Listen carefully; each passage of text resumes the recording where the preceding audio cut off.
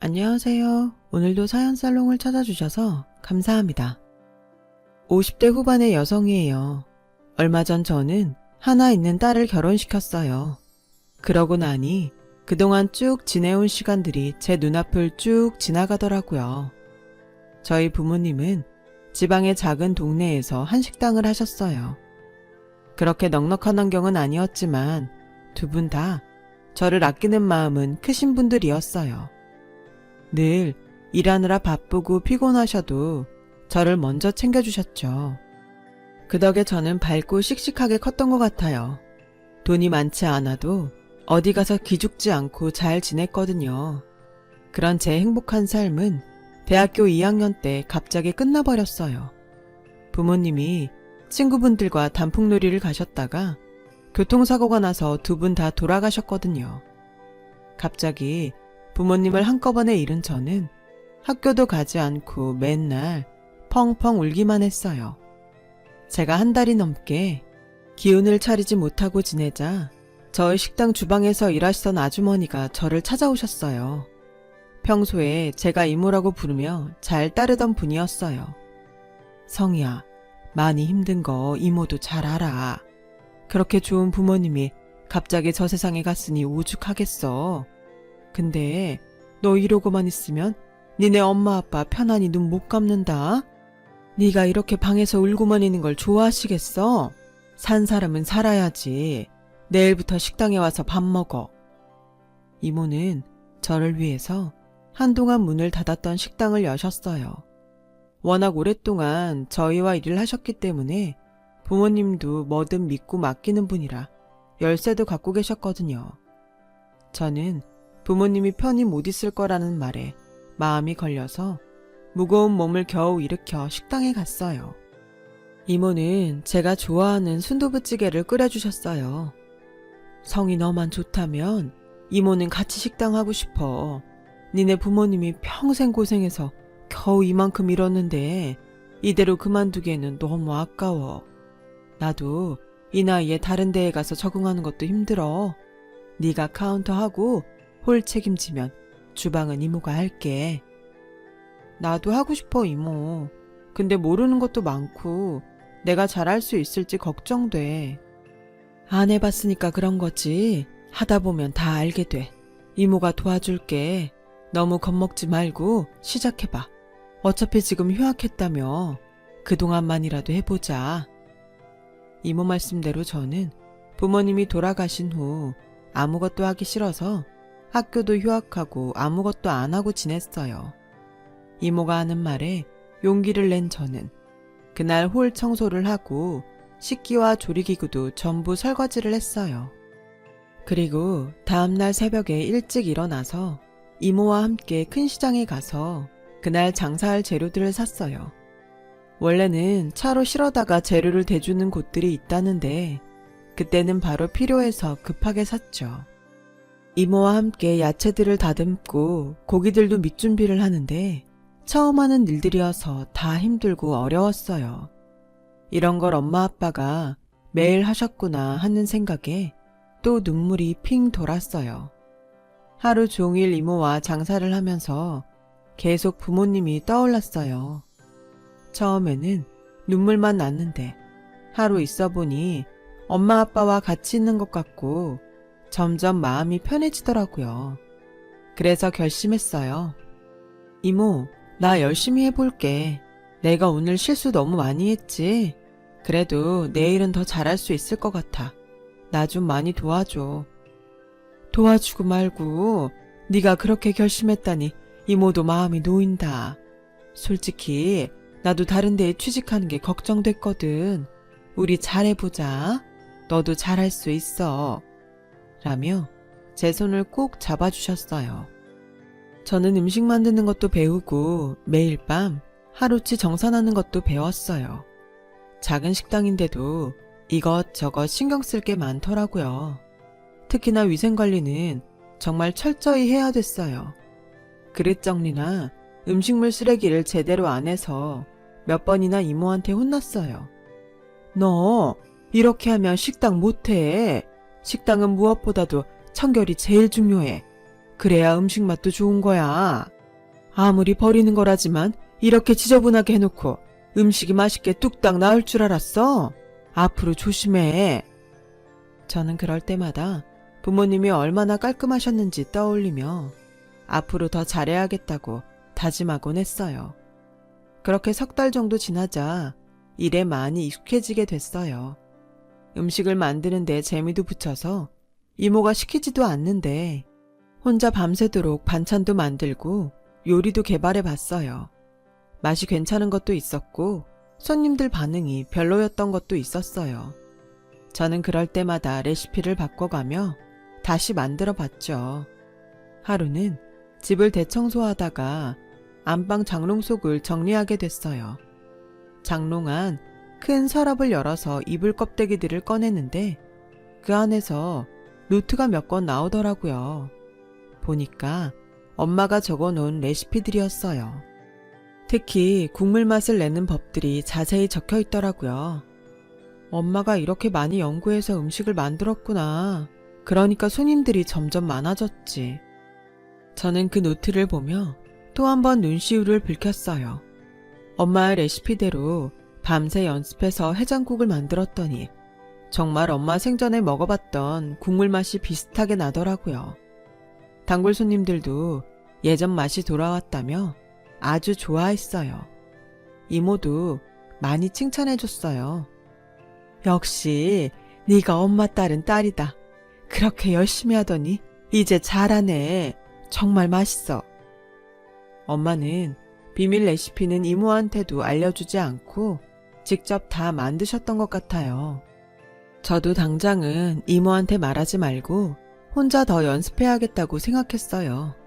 이모께 괜히 부담드릴 수도 있으니까요. 그렇게 식당 일을 하다 보니 복학할 때가 다가왔어요.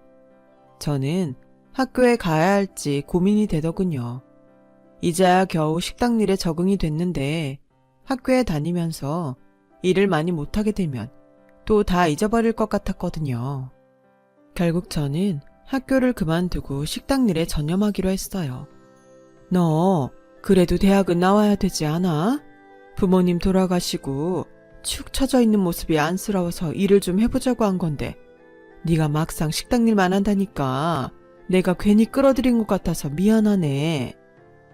아니야 이모, 나 이거 적성에 맞는 것 같아. 솔직히 학교 공부 별로고 재미도 없었고 나와서 취직하려고 해도 힘들고 엄마 아빠가 이만큼 기반을 잡아놓은 건데 내가 잘해보고 싶어. 이모 때문이 아니고 정말 내가 하고 싶어서 그래. 라고 하자 이모도 찬성해줬어요.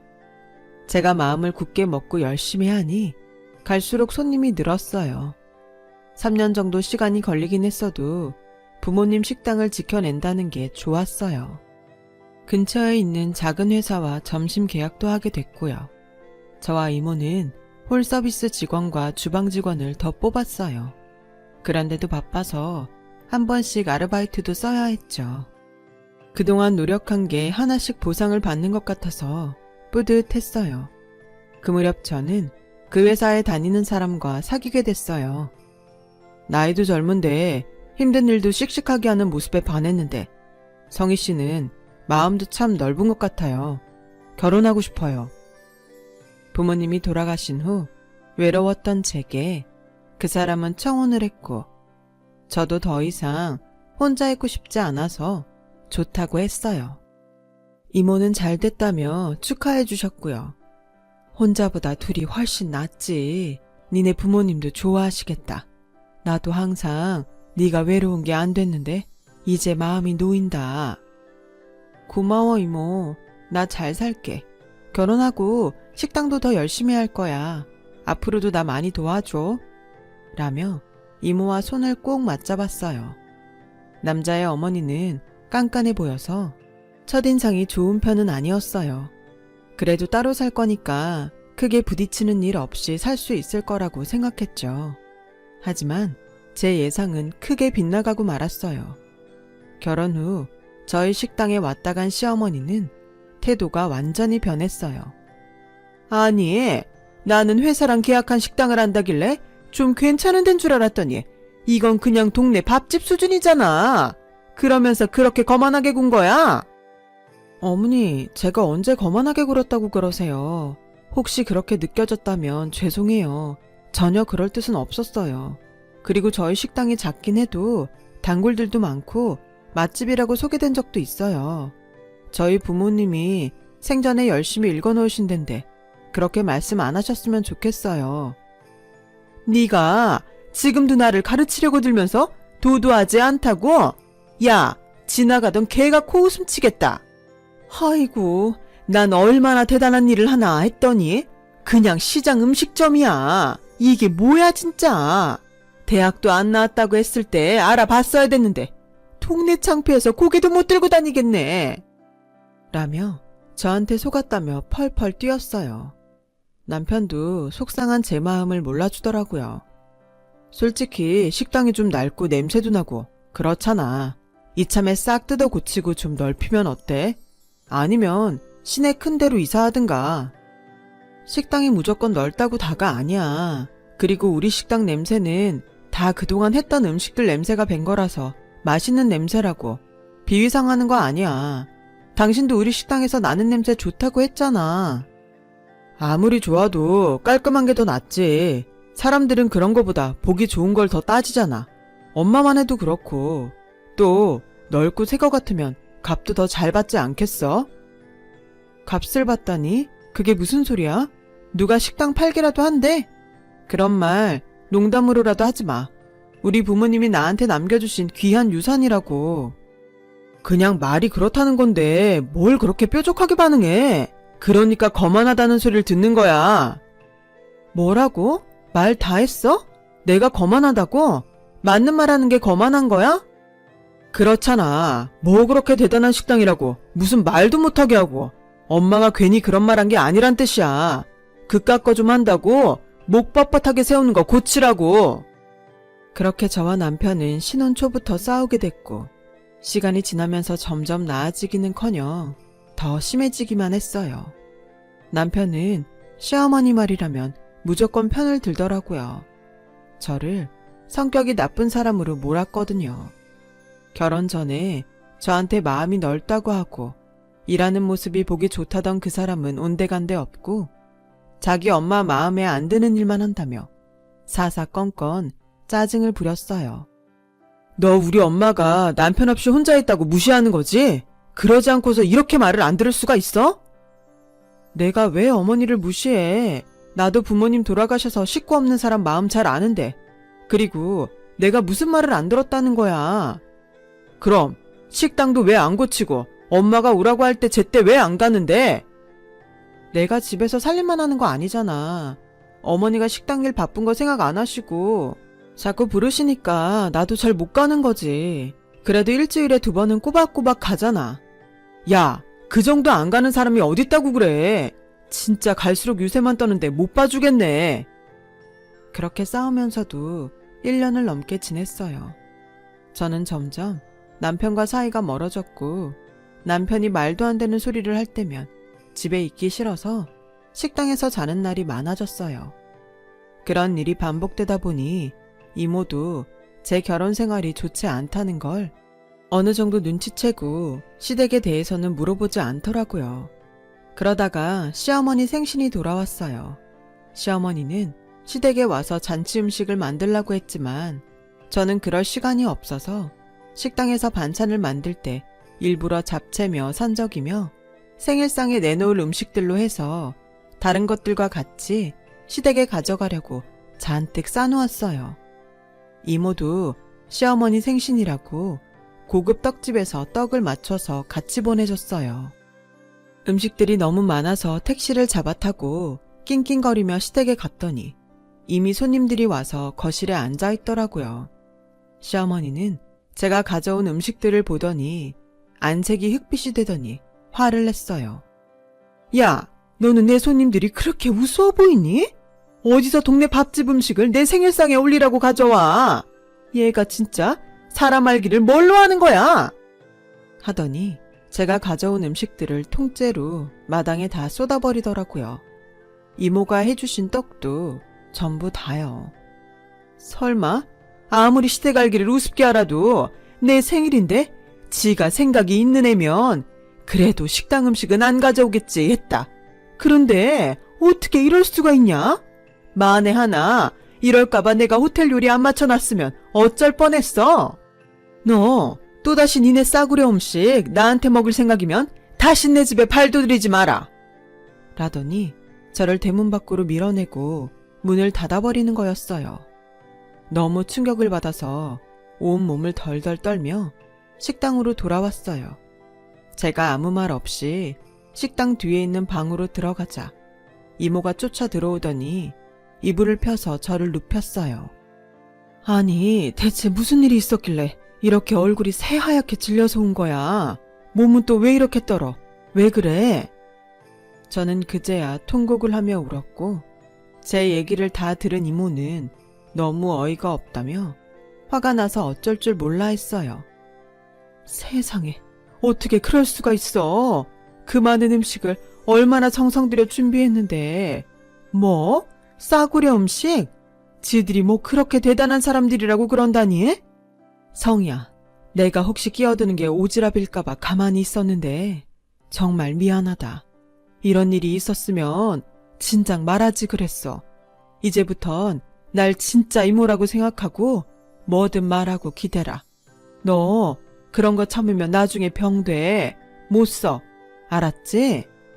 라며 제 등을 토닥여줬고 저는 이모를 끌어안고 펑펑 울었어요. 그날부터 저와 남편의 별거가 시작됐어요. 마음 같아서는 당장이라도 이혼하고 싶었지만 그래도 시간이 지나면 나아지지 않을까 하고 희망을 버리지 못했죠. 남편도 시어머니도 저한테 냉랭했지만 이혼 얘기는 안 하더라고요. 저는 그 사람들도 나쁘게 끝내고 싶지는 않은가 보다. 그렇게 생각했어요.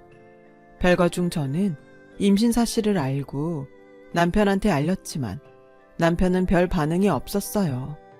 오히려 제가 자기 엄마한테 와서 사과하지 않는다고 뭐라고만 하더군요.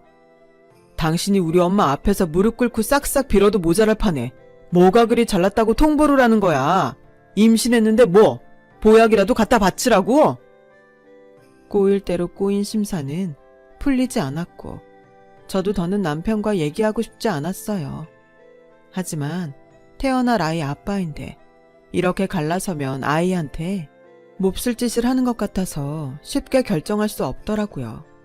저는 그렇게 남편한테도 시어머니한테도 축하 인사 한마디 못 듣고 만사까지 오게 됐어요.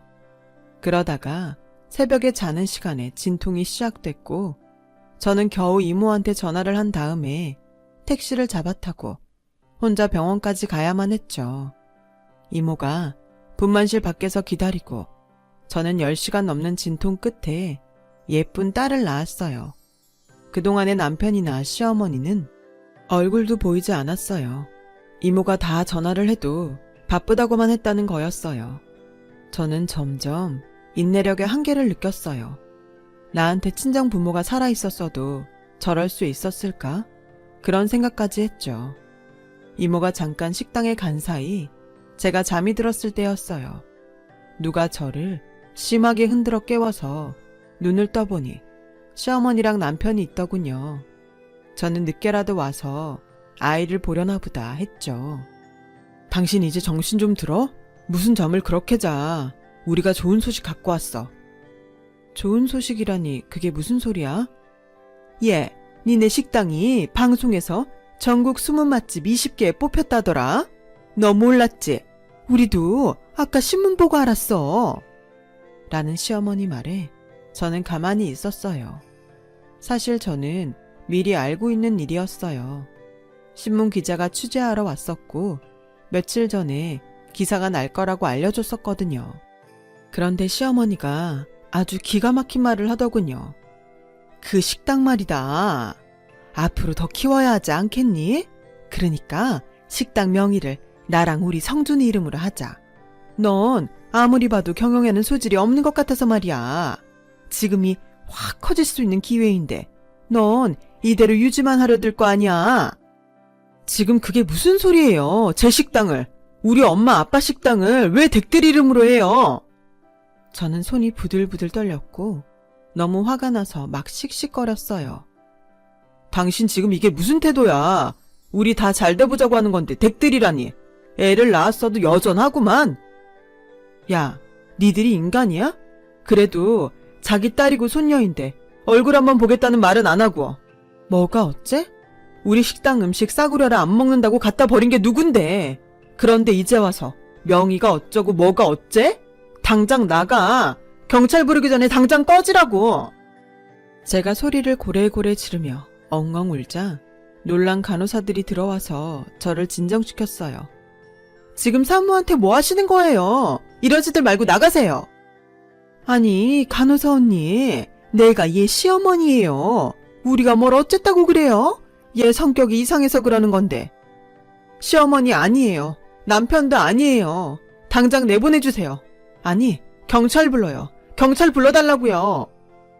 간호사들은 시어머니와 남편을 억지로 내보냈고 나중에 온 이모는 얘기를 듣고 화가 나서 어쩔 줄 몰랐어요. 성희야, 이혼해. 그딴 집하고 상종을 하지 말자. 내가 너 데리고 살게. 애도 내가 키워줄게. 걱정 말고 이혼해. 이모, 나 이모 없었으면 정말 죽었을 거야. 고마워. 너무 고마워. 죽긴 뭘 죽어. 네가 뭘 잘못했다고. 열심히 산 것밖에 없는데 어디 저런 되먹지 못한 인간들이 다 있어 정말. 그렇게 저는 아이를 낳고 바로 남편과 이혼을 하게 됐어요. 남편과 시어머니는 죽어도 이혼을 못 해주겠다며 버티더라고요. 이모가 그 회사를 그만둔 사람한테 들었는데 남편은 처음부터 저희 식당이 잘 되는 걸 알고 눈독을 들였다고 해요. 그래서 저한테 결혼도 하자고 한 건데 저희 식당이 생각보다 수입이 많지 않은 걸 알고 둘의 태도가 변했던 거였어요. 그러다가 식당이 좀 알려지니까 자기들 이름으로 하겠다고 한 거였고요. 정말 어떻게 남이 평생 만들어 놓은 걸 아무 노력 없이 가지려고 할 생각을 했는지 돌이켜봐도 기가 찰 노릇이죠. 저와 이모는 그런 증거들을 모아서 소송을 하겠다고 했고 시댁에서는 자기들이 불리해지니 그제서야 이혼을 해주더군요. 저는 딸을 키우면서 더 바쁘게 살았어요. 저희 식당은 시간이 지나면서 그야말로 대박이 났죠. 저녁 메뉴로 시작한 닭갈비 정식과 쭈꾸미 볶음 정식도 엄청난 인기를 끌었거든요. 저와 이모는 그제야 옆 가게까지 넓히고 리모델링을 했어요. 식당이 아무리 잘 돼도 자리를 옮기고 싶지는 않았어요. 엄마 아빠의 손때가 묻은 곳인데 이곳을 떠나는 게 싫었거든요. 대신에 시내에 분점을 내기로 하고 이모를 거기 사장으로 세웠어요. 성희야, 내가 한 게 뭐 있다고 나한테 이런 큰 가게를 주니. 난 됐어. 여기 주방이 편하니까 그러지 말고 네 이름으로 해. 이모가 아니었다면 나 이렇게 할 수도 없었어. 항상 힘들 때마다 나한테 힘이 돼줬는데 내가 이 정도도 못해? 그리고 우리 가족이잖아. 이모 내 진짜 이모 해준다며. 라고 하자 이모는 고맙다며 눈물을 흘리더라고요. 오히려 제가 더 고마워해야 되는데도요. 그렇게 시간이 지나고 딸아이가 초등학교 3학년쯤 됐을 때였어요. 식당 문 열 시간이 돼서 나갔는데 누가 저희 식당 앞에 서 있더라고요. 보니까 시어머니였어요. 시어머니는 궁색해진 차림이었고 절 보더니 단번에 뛰어왔어요. 그러면서 자길 우리 식당 직원으로 써달라는 거였어요. 싫은데요. 진짜 뻔뻔하네요. 어떻게 저희 식당에서 일하게 해달라는 말이 나와요? 예, 그러지만 말고 이렇게 부탁할게. 너희 식당 잘 돼서 직원 더 뽑는다며. 나 카운터는 자신 있어. 이보세요 할머니. 설거지도 써줄까 말까인데 카운터라뇨. 댁 같은 도둑놈 심보 가진 사람을 뭘 믿고 카운터를 맡기라는 거예요? 정말 웃기는 사람이네. 돌아가세요. 라고 냉정하게 뿌리치자 전 시어머니는 제 팔을 붙잡고 놔주지 않는 거였어요. 넌 어떻게 예나 지금이나 이렇게 도도하기만 하니? 사람 얘기 들어보지도 않고. 그러지 말고 좀 도와줘. 제가 왜 할머니를 도와야 되는데요? 자기 손녀 한번 보러 오지도 않아놓고 아빠란 인간 얼굴도 한번 보인 적도 없고 그래놓고 이제 와서 뭐가 어째요? 뭐 돈이 급한 모양인데 어디 인력사무소라도 가서 일자리를 알아보세요. 그때 뒤에서 누가 절 불렀어요. 여보, 왜 그래? 무슨 일이야? 그 말에 시어머니는 화들짝 놀라서 저한테서 떨어졌어요. 1년 전쯤 저는 시내식당 근처에 있는 변호사 사무실에 사무장과 인연을 맺어서 재혼을 했거든요. 재혼한 남편은 꽤 잘 나가는 변호사들과 인맥도 두터운 사람이고 일도 잘해서 주변에서 인정받는 사람이었어요. 시어머니는 그런 남편을 보더니 그제야 얘, 내가 정말 미안했다. 잘못했어. 우리 성준이가 재혼한 여자한테 속아서 사업한다고 했다가 재산도 다 날리고 오갈 데가 없게 됐어. 이렇게 부탁할게. 그리고 애 아빠잖아. 우리 좀 도와줘. 라고 했고 남편은 할머니, 저도 얘기 다 들어서 아는데요. 아무리 그래도 이러시는 거 아니죠. 이 사람한테 그렇게 못할 짓 해놓고 이게 말이 됩니까? 제가 이제라도 법적으로 따져볼까요? 위자료도 안 줬다면서요. 그거 지금 내놓게 할까요? 라고 했고 시어머니는 결국 어쩔 수 없이 돌아갔어요. 제가 냉정하게 보일 수 있지만 저는 그 사람들이 한 대로 돌려받은 것 같아요. 예전 일을 생각하면 화가 나서 더 퍼부을 걸 하는 생각만 들고요. 결국 남편과 시어머니는 외진 시골로 이사를 갔다고 하더군요. 그 뒤로는 소식도 듣지 못했어요. 우리 딸은 재혼한 남편 호적에 올려서 잘 컸고 남편 손을 잡고 결혼식장에 들어갔죠. 그 모습을 보니 이전 일들이 떠올라 정말 눈물이 났어요. 그래도 열심히 성실히 살다 보니 다 보상받게 된 것 같아요. 인생 정말 아무도 모르는 거라고 남 무시할 줄만 알고 욕심은 욕심대로 넘치더니 항상 마음에 새기고 주변을 보살피며 살아야겠습니다. 제 얘기는 여기까지입니다. 긴 얘기 들어주셔서 모두 감사드려요. 힘든 일 있으신 분들도 앞으로는 좋은 일만 있을 거예요. 건강하세요. 여러분, 사연 댓글에 응원과 현명한 조언 부탁드려요. 좋아요와 구독은 저에게 큰 힘이 됩니다. 오늘도 좋은 일 가득하세요.